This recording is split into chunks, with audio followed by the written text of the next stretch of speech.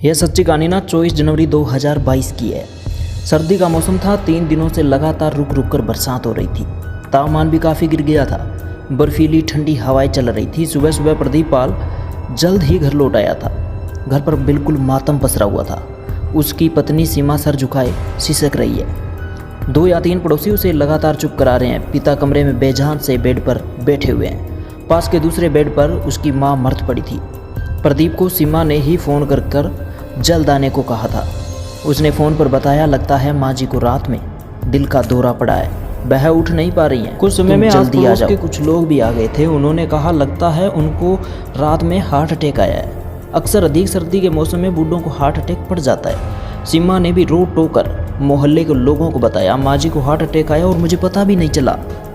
वह अंतिम बार कुछ नहीं कह पाई। प्रदीप पाल ने जल्दी से माँ का अंतिम क्रियाक्रम की तैयारी शुरू की। बिना किसी डॉक्टरी परीक्षण के उसी रोज माँ का दाह संस्कार भी कर दिया गया। कोरोना के कारण लगी कुछ पाबंदियों की वजह से प्रदीप माँ की अंतिम शव यात्रा के लिए अधिक लोगों को नहीं बुला पाया। माँ की मौत को 1 महीना भी पूरा नहीं हुआ था कि सीमा के परिवार में एक और बड़ा हादसा हो गया था। ये हादसा किसी और के साथ नहीं, उसी के पति प्रदीप पाल के साथ हुआ था। प्रदीप 21 फरवरी 2022 की सुबह बाइक से गौशाला के लिए जाने के लिए निकला था।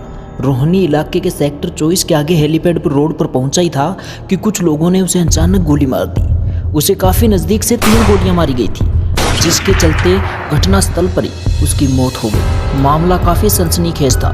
2 बाइक पर सवार 5 लोगों ने पिस्तौल को लहराते हुए खुलेआम इस वारदात को अंजाम दिया था। दिल्ली के थाना बेगमपुर क्षेत्र में घटी इस घटना से आसपास के क्षेत्र में दहशत फैली। साथ ही सूचना मिलने पर बेगमपुर थाना पुलिस मौके पर पहुंच गई थी। रोहिणी के डीएसपी प्रणव तायल को जब इस घटना की जानकारी मिली, तब उन्होंने तुरंत स्पेशल सेल के एसीपी ब्रहाजीत सिंह के नेतृत्व में एक टीम का गठन किया और हत्यारों को जल्द से जल्द गिरफ्तार करने का जिम्मा भी इस टीम को सौंप दिया गया था। उधर घटनास्थल के आसपास का निरीक्षण करने और आई विटनेस बयान नोट करने के बाद लाश का पंचनामा कर पुलिस ने शव को पोस्टमार्टम के लिए भेज दिया था। लाश की जेब में मिले आईडी कार्ड और अन्य दस्तावेजों के आधार पर जब पुलिस प्रदीप के घर पहुंची, घटना की जानकारी दी तो वहां रोना धोना मच गया। एक बूढ़ा बाप जिसने 3 हफ्ते पहले अपनी पत्नी को खो दिया था, अब जवान बेटे की हत्या का समाचार सुनकर जमीन पर गिर पड़ा था। उधर सीमा भी पति का मौत का समाचार सुनकर पछाड़े खाने लगी थी। तीनों बच्चे एक दूसरे का हाथ थामे रोने लगे। पुलिस ने किसी न किसी तरीके से पूरे परिवार को ढांढस बंधाया और आवश्यक जानकारी जुटाकर वापस लौट आई। इधर अपने कार्यालय पहुंचकर एसीपी सिंह ने सबसे पहले प्रदीप के मोबाइल फोन का डाटा निकालने के आदेश दिए। स्पेशल टीम के इंस्पेक्टर ईश्वर सिंह ने जांच शुरू की तो पाया कि एक फ़ोन नंबर पर प्रदीप के फ़ोन से काफ़ी कॉल किए गए थे। उस पर लंबी बातें भी हुई थी। पता चला कि गौरव तवेरिया के नाम से रजिस्टर वह नंबर उत्तर प्रदेश का है। सीमा से गौरव के बारे में पूछने पर मालूम हुआ कि वह तो उनका किराएदार है, लेकिन हत्या की घटना के दिन से ही गायब है। उसी दिन से उसका फ़ोन भी स्विच ऑफ है। उस पर पुलिस का शक गहरा हो गया। उसके फ़ोन की भी कॉल डिटेल निकाली गई तो पता चला कि उसके फ़ोन से कुछ नंबरों पर लंबी बातचीत हुई है। घटना से पहले की रात जिस नंबर पर देर तक बात हुई, वह नंबर विशन कुमार उर्फ वासु का था। विशन के फ़ोन नंबर को ट्रैक करते ही पुलिस ने उसे दिल्ली के सुल्तानपुरी स्थित उसके घर से ही गिरफ्तार कर लिया था। इधर विशन कुमार को थाने लाया गया और उससे पूछताछ की गई। पुलिस की सख्ती के आगे वह ज़्यादा देर नहीं टिक पाया। प्रदीप हत्याकांड के बारे में सब कुछ बताने के लिए राजी हो गया। इसी के साथ उसने यह भी बता दिया कि प्रदीप की माँ की भी हत्या हुई थी, जिसे सभी ने हार्ट अटैक समझा था। उन दोनों हत्याओं में वह शामिल था। हत्या का गुनाह स्वीकार करने के बाद विशन ने जो कहानी सुनाई, ये कहानी आपको काफ़ी हैरान कर दे, लेकिन ये पहले अभी भी उलझती जा रही थी। विशन ने बताया, प्रदीप और उसकी माँ की मौत का जिम्मेवार वह अकेला नहीं है, बल्कि इसमें गौरव तवेरिया भी शामिल है। उन्होंने सीमा के इशारे पे सब कुछ किया था। दोनों ने मिलकर गहरी नींद में सो रही माँ का गला दबाकर उसे मार डाला था। उसकी चीख तक नहीं निकल पाई थी। विशन ने पैसे के लिए यह सब किया था, लेकिन गौरव के बारे में वह ज़्यादा जानकारी नहीं दे पाया था।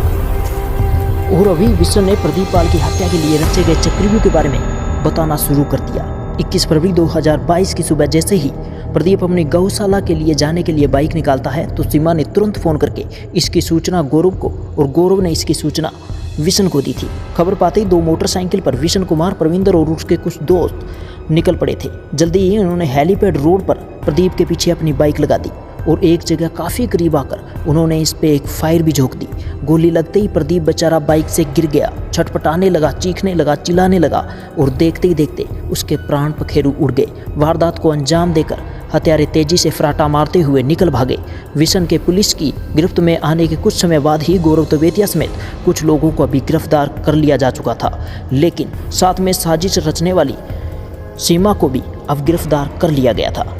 अब ये कहानी खतरनाक मोड़ लेने वाली थी। सीमा और गौरव तवेतिया को सामने बिठाकर अब सख्ती से पूछताछ की जाने लगी। तब उन्होंने भी विशन की तरह अपना जुर्म स्वीकार कर लिया। उसके बाद में पुलिस ने 7 आरोपियों पर हत्या का मामला दर्ज कर उन्हें जेल भेज दिया। लेकिन सीमा और गौरव ने जो बातें बताई उसमें उनके बीच करीब 8 साल पुरानी लव स्टोरी सामने आई। उनकी उस प्रेम कहानी में बीते कुछ साल पहले एक बार ये कहानी फिर सामने आने वाली थी।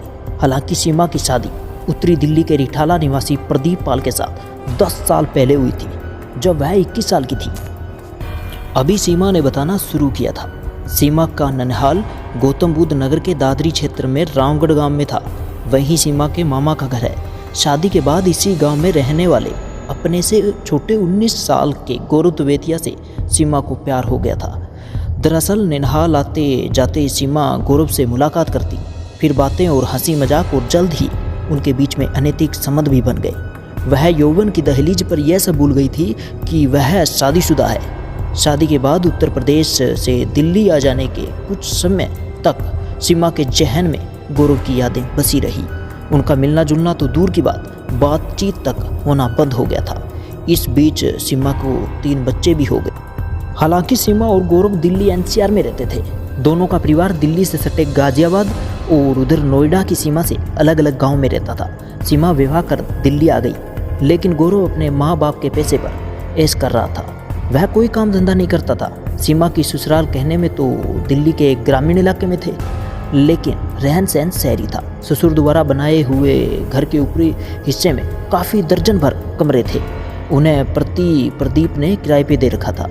उनमें से उसकी अच्छी आमदनी भी हो जाती थी। प्रदीप पाल का दूध का बिजनेस था। भैंसें पाल रखी थी और दूध सप्लाई का काम करता था। इस काम में वह काफ़ी बिजी रहता था। घर में उसके बूढ़े माता पिता अक्सर बीमार रहते थे, इसीलिए घर की देखभाल की जिम्मेवारी सीमा पर आ गई थी। सीमा ससुराल लाकर अपनी घर गृहस्थी में जल्दी रम गई। गौरव कब उसकी जहन से निकल गया उसे पता ही नहीं चला। साल बीतते बीतते उसकी गोद में एक प्यारी सी बेटी आ गई। अगले कुछ सालों में उसे एक और बेटी और उसके बाद में एक बेटे को जन्म दिया। मगर उसके बाद सीमा अपनी ज़िंदगी से उत्कताने लगी। बच्चों की देखभाल और सास ससुर की सेवा बोझ लगने लगी। इसी की एक वजह और भी थी, यह कि उसके पति अधिकतर समय गौशाला और दूध के कारोबार